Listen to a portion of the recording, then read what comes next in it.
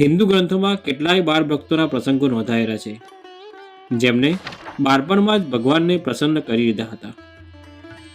ભક્ત પ્રહલાદ હોય કે ધ્રુવજી, આ બાળ ભક્તોએ તેમની ઉંમરને ગણકાર્યા વગર જ ઈશ્વરની પ્રાપ્તિ કરી લીધી હતી.